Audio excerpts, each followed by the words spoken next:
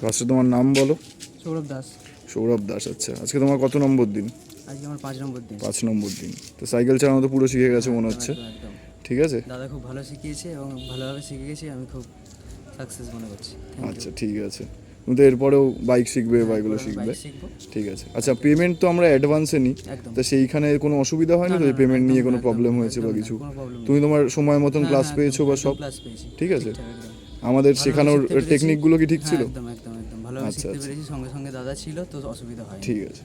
তুমি আরও যারা ধরো সাইকেল শেখা নিয়ে একটু সমস্যা রয়েছে, কোনো কারণে শেখা হয়নি, তাদেরকে তুমি এখানে এসে শিখতে পারো। এখানে আসুন এবং ভালোভাবে শিখতে পারুন। Thank you. একটু চালিয়ে চলে যাও, বেরিয়ে যাও।